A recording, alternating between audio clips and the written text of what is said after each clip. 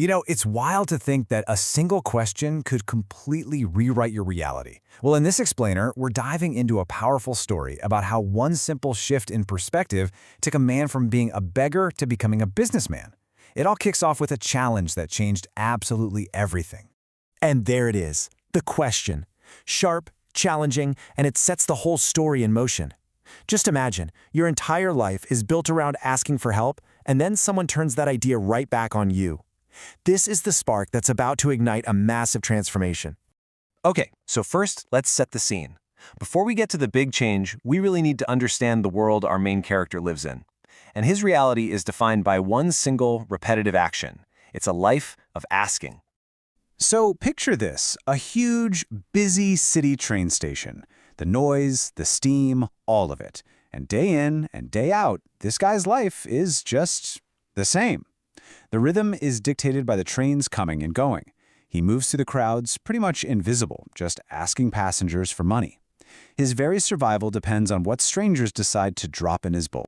So as he's scanning the crowd, he spots his target, a man in a really sharp suit. And in his mind, it's like jackpot. He's thinking, this guy looks wealthy. He's definitely going to give me a good amount. So he walks up ready to make his usual appeal, but the response he's about to get is, well, it's anything but usual. And this brings us to the moment where everything pivots. This is the catalyst for the entire story. The businessman doesn't just hand over some change. Nope. Instead, he presents a life-altering challenge, a question that's going to send the beggar down a completely different path. The man introduces himself as a merchant, and he lays out this worldview that is the complete opposite of the beggar's. He says something like, look, I believe in transactions, in trade, not in charity. I can only give you something if you have something to give me in return. I mean, for the beggar, this idea doesn't just challenge him, it basically shatters his entire reality. So the core concept the businessman introduces is this rule of give and take. And he's not just talking about business, you know. He frames it as a fundamental law of life itself. To receive value, you must first provide value. And this is the question that just echoes in the beggar's mind, long after the train is pulled away. The man's words, if you can't give anything, you have no right to ask, they become this haunting puzzle that he feels he absolutely has to solve. So, as you can imagine, he's deeply troubled by this new idea. He can't just go back to asking. He decides he must find something to give, to take part in this rule of give and take. And this journey leads him to discover the unexpected value of a simple flower. But man, for 2 whole days, he's just trapped in this new way of thinking. He keeps telling himself, I'm a beggar, I have nothing to give. It's a feeling of powerlessness that's so easy to understand, right? We often overlook the resources right there in front of us because we're so focused on what we lack. And then, a moment of insight. A light bulb moment. On the 3rd day, his eyes land on some flowers growing wild near the station. An idea sparks. What if he gives a flower to every person who gives him money? It's a simple idea, for sure, but it's a start. It's value. And he puts this idea into action immediately. He starts picking flowers and offering one in exchange for every coin. And the result is instant and powerful. People are delighted to receive a flower, and he notices he's actually earning more money than before. The rule of give and take, it's working. So this new system continues, and he's doing better than he ever has. But the true transformation, the massive mental shift, is still to come, and it happens during a second, fateful encounter with the very same businessman. So one day, he sees the businessman on the train again, but this time is different. He approaches him not as a beggar, but as a peer.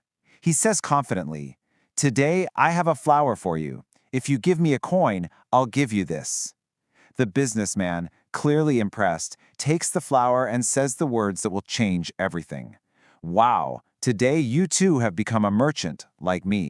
And those words, they hit him like a bolt of lightning. A merchant like me? This wasn't just a comment. It was a complete reframing of his entire identity, and it sparked a profound realization that would change the course of his life forever. He starts to really wonder about it. Wait a minute, were people giving him charity, or was he in fact selling them flowers? He realized they weren't just giving him money out of pity anymore. They were paying for the value he was providing. He didn't have patrons, he had customers. And this slide just illustrates that complete internal transformation perfectly. Just look at the shift. His focus moved from taking to giving value. His identity changed from helpless to capable, and his entire mindset flipped from one of scarcity, only seeing what he lacked, to one of abundance, focusing on what he could offer. Fueled by this epiphany, he gets off the train, looks up to the sky, and shouts for all to hear, "I am not a beggar, I am a businessman."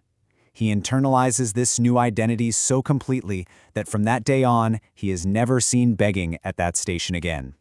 So what was the result of this profound change in identity? Well, let's fast forward 6 months to see the incredible power of your mindset in action. So, 6 months later, two men in suits meet on that very same train. One recognizes the other. It's our former beggar, now a successful flower trader, meeting the businessman who started it all. He's no longer asking for money. He's on his way to another city to close a business deal. The now successful trader explains it perfectly. He says, "In our first meeting, you taught me what to do, the principle of giving value. But in our second meeting, you taught me who I was, a merchant.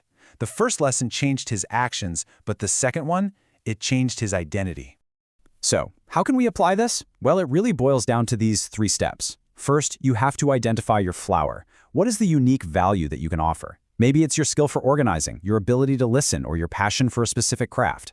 Second, change your action from a focus on taking to a focus on giving that value. And third, and this is the most important part, reframe your identity. Don't define yourself by your situation, define yourself by the value you create.